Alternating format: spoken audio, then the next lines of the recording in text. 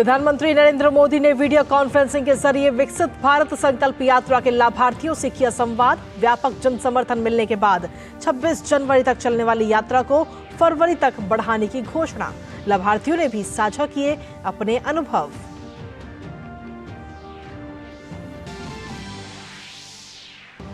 प्रधानमंत्री नरेंद्र मोदी ने श्री राम मंदिर पर स्मारक डाक टिकट किया जारी। 20 से ज्यादा देशों की ओर से जारी डाक टिकटों का एल्बम भी जारी। कहा, ये डाक टिकट विभिन्न सभ्यताओं पर श्री राम की अंतर्राष्ट्रीय अपील को प्रदर्शित करने का प्रयास।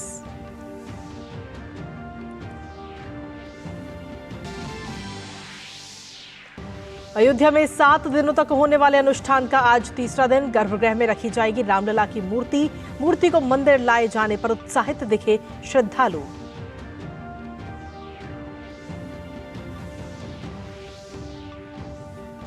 बाईस जनवरी को होने वाली प्राण प्रतिष्ठा के मद्देनजर केंद्र सरकार के कार्यालयों में रहेगी आधे दिन की छुट्टी। केंद्रीय कैबिनेट ने 2 ताप विद्युत संयंत्रों की स्थापना के लिए इक्विटी निवेश को दी मंजूरी। 16वें वित्त आयोग के लिए संयुक्त सचिव स्तर के 3 पदों के सृजन को भी मिली मंजूरी।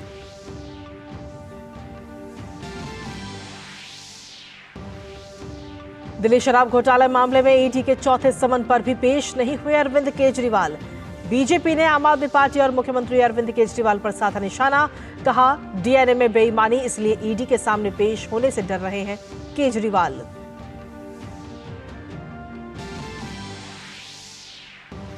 पश्चिम बंगाल में शिक्षक भर्ती घोटाले में प्रवर्तन निदेशालय ने की बड़ी कार्रवाई। कोलकाता और उसके आसपास के कई स्थानों पर छापेमारी।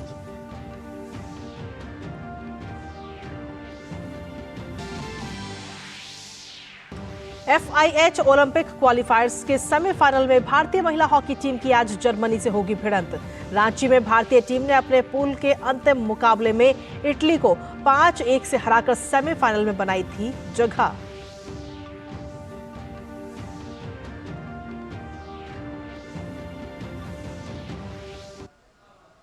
नमस्कार, स्वागत है आप सभी का। दूरदर्शन समाचार आप देख रहे हैं। देश दुनिया की ताजा तरीन खबरों को लेकर हाजिर हूं मैं कृतिका और करते हैं बुलेटिन की शुरुआत। प्रधानमंत्री नरेंद्र मोदी ने वीडियो कॉन्फ्रेंसिंग के माध्यम से विकसित भारत संकल्प यात्रा के लाभार्थियों के साथ बातचीत की। इसमें देश भर से विकसित भारत संकल्प यात्रा के हजारों लाभार्थी शामिल हुए।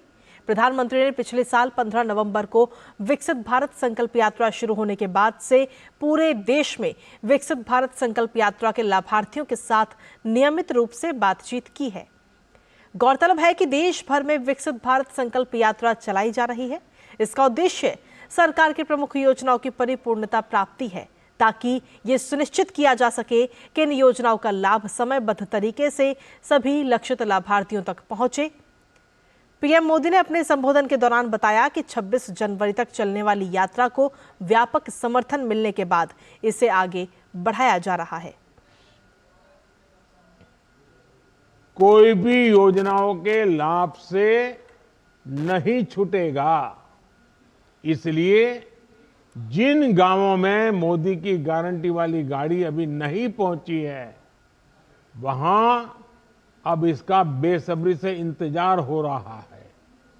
और इसलिए पहले ये यात्रा 26 जनवरी तक हमने भी सोचा था, लेकिन इतना समर्थन मिला है, इतनी मांग बढ़ी है, गांव-गांव से लोग कह रहे हैं कि मोदी की गारंटी वाली गाड़ी हमारे यहाँ आनी चाहिए। तो जब ये मुझे पता चल रहा है तो मैंने सरकार के हमारे अफसरों से कहा है कि अब भाई 26 जनवरी तक नहीं, थोड़ा आगे बढ़ाओ, लोगों को जरूरत है, लोगों की मांग है, तो इसको जरा हमें पूरा करना होगा। और इसलिए शायद थोड़े दिन के बाद तय हो जाएगा। ये मोदी की गारंटी वाली गाड़ी शायद फरवरी महीने में भी चलाएंगे। इसके बाद प्रधानमंत्री नरेंद्र मोदी ने कहा कि भारत में गरीबी कभी कम हो सकती है, ये कोई सोच भी नहीं सकता था। उन्होंने कहा कि साधन और संसाधन मिलने पर इसे परास्त किया जा सकता है। अभी भारत में गरीबी कम होने को लेकर जो नई रिपोर्ट आई है, वो बहुत ही उत्साह बढ़ाने वाली है। और न सिर्फ भारत में, ये दुनिया में भारत की तरफ देखने का दृष्टिकोण, गवर्नेंस के मॉडल को देखने का दृष्टिकोण और दुनिया में गरीब देश गरीबी से बाहर निकलने के लिए कौन सा रास्ता ढूंढ सकते हैं, इसके लिए ये बहुत बड़ा काम हुआ है। और ये ताजा रिपोर्ट क्या है? ये ताजा रिपोर्ट कहती है, अभी एक हफ्ते पहले ही आई है, ये ताजा रिपोर्ट कहती है कि हमारी सरकार के पिछले 9 वर्षों में, याद रखिए, पिछले 9 वर्षों में करीब करीब 25 करोड़ लोग गरीबी से बाहर निकले हैं। भारत में गरीबी कभी कम हो सकती है, ये कोई सोच भी नहीं सकता था। लेकिन भारत के गरीबों ने ये करके दिखाया है कि अगर गरीबों को साधन मिले, संसाधन मिले, तो वो गरीबी को परास्त कर सकते हैं। विकसित भारत संकल्प यात्रा केवल 2 महीनों में ही पूरे भारत में छा गई और अब तक विकसित भारत संकल्प यात्रा में 15 करोड़ 76 लाख से ज्यादा की जन भागीदारी हो चुकी है। और वहीं लोगों ने 2047 तक विकसित भारत के निर्माण का भी संकल्प लिया, जबकि इस यात्रा के तहत 2,24,000 से ज्यादा ग्राम पंचायतों और 9,759 शहरी स्थानों को कवर किया गया है। 17 जनवरी 2023 तक स्वास्थ्य शिविरों में 4 करोड़ से ज्यादा लोगों की जांच की जा चुकी है, जबकि 2 करोड़ से ज्यादा लोगों की उच्च रक्तचाप की जांच हुई। माई भारत पर 38 लाख से ज्यादा रजिस्ट्रेशन है। सभी के लिए सुलभ स्वास्थ्य सेवा सुनिश्चित करने के लिए 2 करोड़ से ज्यादा आयुष्मान भारत स्वास्थ्य कार्ड भी जारी किए गए हैं। वहीं प्रधानमंत्री नरेंद्र मोदी द्वारा शुरू की गई इस यात्रा का उद्देश्य शहरों और गांवों में घूमने वाली आईईसी वैन के माध्यम से प्रत्येक पात्र व्यक्ति तक कल्याणकारी योजनाएं पहुंचाना है। इन वैनों के माध्यम से ये समुदायों को सरकारी योजनाओं, टिकाऊ खेती और किफायती स्वास्थ्य देखभाल, स्वच्छता और वित्तीय स्वतंत्रता के बारे में जानकारी प्रदान करती है।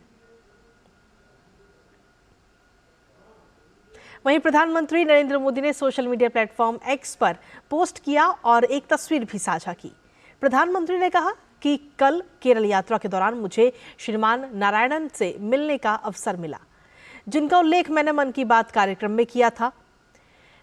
एर्नाकुलम के रहने वाले नारायणन ने गर्मी के मौसम में पशु और पक्षी प्यास से ना रहे, ये सुनिश्चित करने के लिए असाधारण काम किया है। इसके लिए उन्होंने पिछले कुछ वर्षों में कई मिट्टी के बर्तन भी वितरित किए हैं।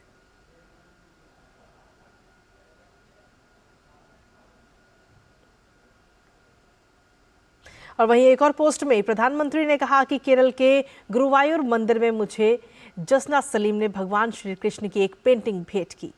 कृष्ण भक्ति में उनकी भक्ति यात्रा परिवर्तनकारी शक्ति का एक प्रमाण है। वो सालों से प्रमुख त्योहारों सहित गुरुवायूर में भगवान श्री कृष्ण की पेंटिंग भेंट करती रही हैं।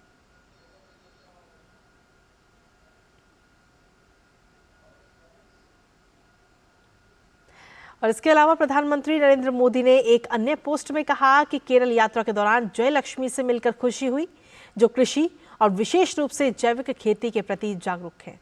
2 साल पहले मेरे दोस्त सुरेश गोपी ने मुझे अमरूद का पौधा दिया था। मैं उस भाव को गहराई से संजोते हुए जयलक्ष्मी को उनके प्रयासों के लिए शुभकामनाएं देता हूं।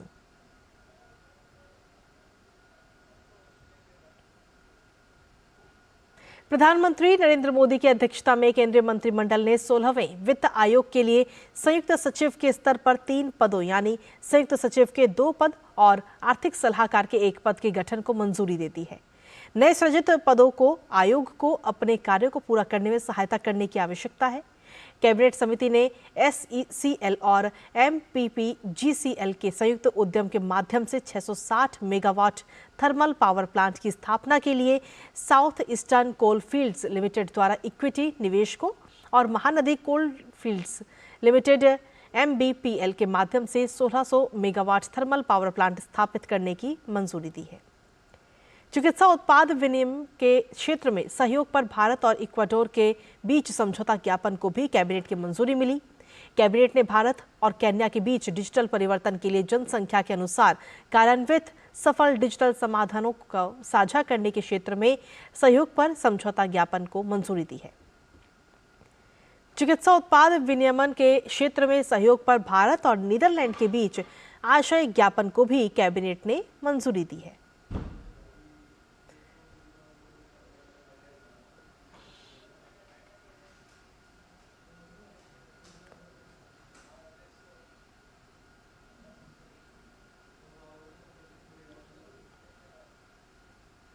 और चलिए खबरों में आगे बढ़ते हैं और अब बात करते हैं रामलला के प्राण प्रतिष्ठा से जुड़ी खबरों की।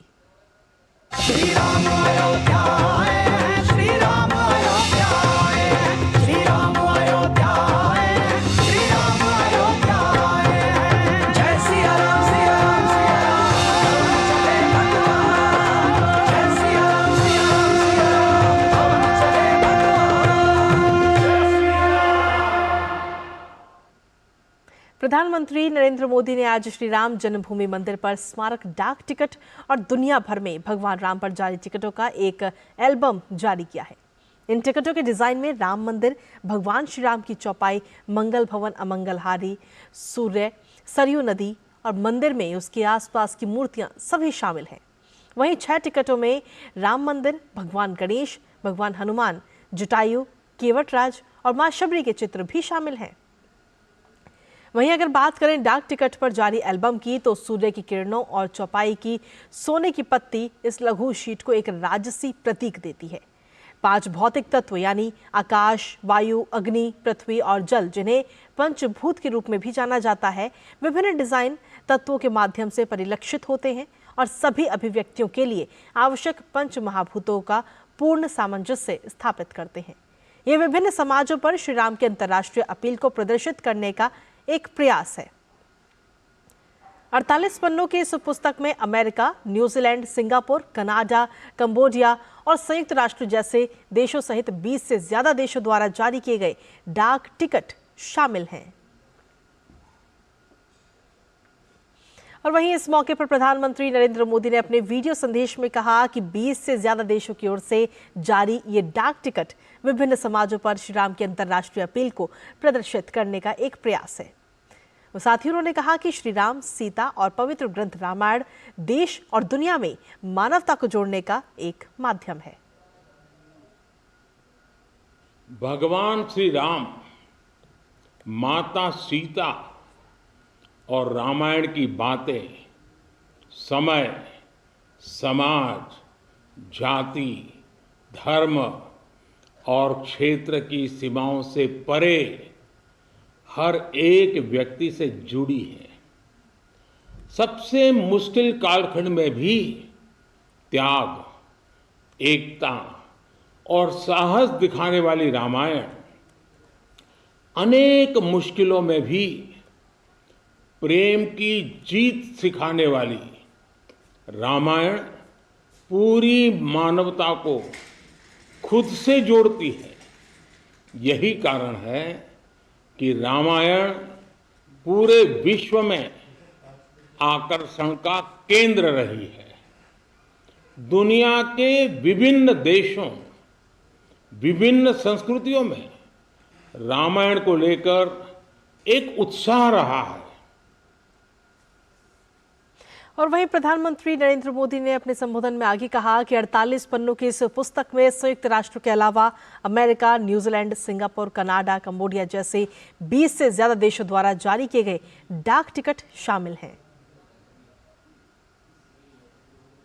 अमेरिका, ऑस्ट्रेलिया, कंबोडिया, कनाडा, चेक Republic, Fiji, Indonesia, Sri Lanka, New Zealand, Thailand, Guyana, Singapore ऐसे कितने ही देशों ने भगवान राम के जीवन प्रसंगों पर बहुत सम्मान के साथ, आत्मीयता के साथ पोस्टल स्टैंप जारी किए हैं। राम किस तरह भारत से बाहर भी उतने ही महान आदर्श हैं विश्व की तमाम सभ्यताओं पर प्रभु राम का कितना गहरा प्रभाव रहा है, रामायण का कितना गहरा प्रभाव रहा है, और आधुनिक समय में भी अनेक राष्ट्रों ने किस तरह उनके चरित्र की सराहना की है। वहीं रामलला की प्राण प्रतिष्ठा के लिए पूरे देश में उत्साह का माहौल है। वहीं प्राण प्रतिष्ठा समारोह से पहले शुरू हुए अनुष्ठान का आज तीसरा दिन है और आज क्या क्या खास रहेगा बता रहे हैं अयोध्या से हमारे संवाददाता आरेंद्र प्रताप सिंह। आइए देखते हैं उनकी ये खास रिपोर्ट।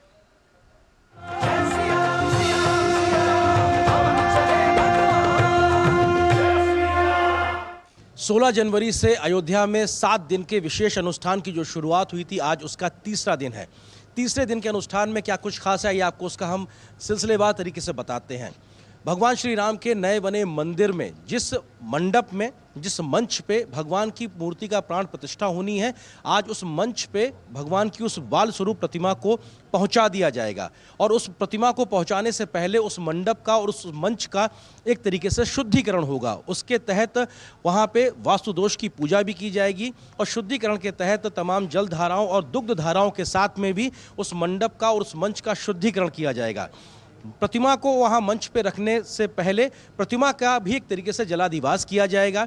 उसके तहत देश भर की तमाम नदियों के साथ साथ जो महासागर से लाए गए जल हैं और सरयू नदी का जो जल है उसके साथ में वहां पे प्रतिमा का स्नान कराया जाएगा और सुगंधादिवास भी कराया जाएगा। सुगंधादिवास के तहत तमाम प्रकार की सुगंध के साथ मूर्ति का लेपन कहा जाए या उसका स्नान कहा जाए, वो भी कराया जाता है और उसके बाद में मूर्ति को वहां पर रख दिया जाएगा। अगर इस लिहाज से बात की जाए, यहाँ पे तमाम प्रकार के मंत्रोच्चार होंगे जिसमें तमाम वेदों के मंत्रोच्चार होंगे। उसके अलावा गणेश पूजन होगा, मातृका पूजन होगा। साथ ही साथ अगर बात की जाए, जो अनुष्ठान के तहत विधान की तमाम प्रक्रियाओं का जिक्र किया गया है, वो दोपहर करीब 1:30 बजे से लेकर करीब रात में 8:45 बजे तक इन तमाम विधाओं प्रक्रियाओं का अनुपालन किया जाएगा। तो तीसरे दिन के अनुष्ठान में ये है खास। अपने कैमरा सहयोगी मोंटी सिंह के साथ मैं आरेंद्र प्रताप सिंह, डीडी न्यूज़, अयोध्या धाम से।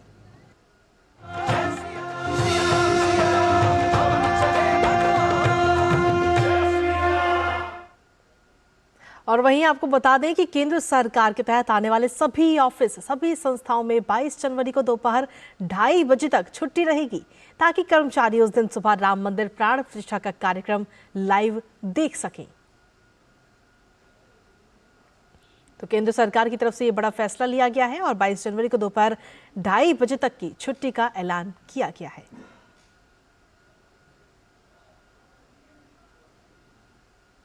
और चलिए बुलेटिन में आगे बढ़ते हैं और अब अन्य खबरों का भी रुख करते हैं, जहां शराब घोटाले में दिल्ली के मुख्यमंत्री अरविंद केजरीवाल प्रवर्तन निदेशालय के सामने चौथे समन पर भी आज पेश नहीं हुए। केजरीवाल ने अपने जवाब में लिखा कि ईडी का मकसद उन्हें गिरफ्तार करना है। इससे पहले अरविंद केजरीवाल को पिछले हफ्ते चौथी बार ईडी ने समन जारी किया था और 18 जनवरी यानी आज एजेंसी के सामने पेश होने के लिए कहा गया था।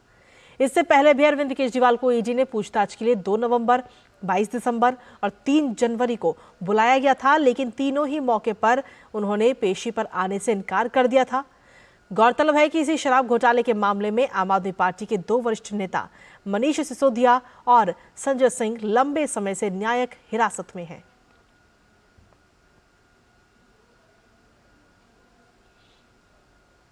वहीं शराब घोटाले मामले में ईडी के सामने पेश नहीं होने पर भाजपा ने दिल्ली के मुख्यमंत्री अरविंद केजरीवाल पर जमकर हमला बोला। भाजपा प्रवक्ता गौरव भाटिया ने कहा कि अरविंद केजरीवाल कानून से ऊपर नहीं है, वो किसी भी तरह से बच नहीं सकते। अरविंद केजरीवाल कट्टर बेईमान पापी, आपके कन्वीनर सुन लो, कानून से ऊपर तुम हो नहीं। अराजकता का पर्याय कोई है जिसके डीएनए में अराजकता है, कानून को तोड़ना है, भ्रष्टाचार है, लूट खसोट है, कमीशन खोरी है, चोरी है, तो वो अरविंद केजरीवाल है। वहीं भाजपा प्रवक्ता गौरव भाटिया ने आगे कहा कि शराब घोटाले में अरविंद केजरीवाल को जेल जाने का डर सता रहा है। अरविंद केजरीवाल जानते हैं कि उन्होंने ये जो घोटाला किया है हजारों करोड़ रुपए का, जैसे 10.5 महीने से मनीष सिसोदिया को बेल नहीं मिली है, संजय सिंह 3.5 महीने से बेल नहीं पाए अंदर हैं, तो अरविंद केजरीवाल भी जान गए हैं कि उनका भविष्य जो है वो अंधकार में है। जनता को जवाब देना पड़ेगा। और आगे बढ़ते हुए बात करते हैं पटना की, जहां अधिकारी की पिटाई को लेकर भाजपा हमलावर है। नीतीश कुमार सरकार के राज में कानून व्यवस्था पर सवाल खड़ा करते हुए गृह राज्य मंत्री नित्यानंद राय ने कहा कि एक बार फिर से बिहार में अपराधियों का बोलबाला है। दरअसल आपको बता दें कि मामले में आरोपियों को आरजेडी सुप्रीमो का करीबी बताया जा रहा है और मारपीट में घायल किए डोभी के कार्यपालक पदाधिकारी अमित कुमार सिंह की स्थिति की गंभीरता को देखते हुए अब उनको दिल्ली एम्स रेफर किया गया है। इस मामले में आरोपियों को आरजेडी सुप्रीमो का करीबी बताया जा रहा है। नीतीश जी और तेजस्वी जी की जब से सरकार बनी है तब से लगातार हत्या, अपहरण, बलात्कार की घटना रोज हो रही है। कल जो दानापुर में एक अधिकारी के साथ तेजस्वी जी के रिश्तेदारों के द्वारा जो निर्मम पिटाई की गई है, जहां तक बताया जा रहा है कि उनकी आंख की रोशनी एक लौटने वाली नहीं है, स्थिति भी गंभीर है। और यह क्या है, तेजस्वी जी और नीतीश जी अपराधियों का मनोबल इतना बढ़ा बैठे हैं और जो सत्ता में बैठे लोग हैं उनके रिश्तेदारों के द्वारा इस तरह से गुंडागर्दी और आपराधिक घटनाओं को अंजाम दिया जाता है, यह बहुत ही निंदनीय है। कृषि मंत्रालय ने पिछले 5 सालों में कृषि बजट की 1 लाख करोड़ रुपए सरेंडर के विषय में कुछ अखबारों में छपे लेख पर अपना पक्ष रखा है। कृषि मंत्रालय ने कहा कि सरकार ने किसानों का कल्याण सुनिश्चित करने के लिए बड़ी संख्या में उपाय किए हैं। डीएआरई सहित कृषि और सहकारिता विभाग के लिए बजट आवंटन कई गुना बढ़ाया गया है। ये 2013-14 में 27,662.67 करोड़ रुपए था और 2023-24 में 1,25,035.79 करोड़ रुपए हो गया।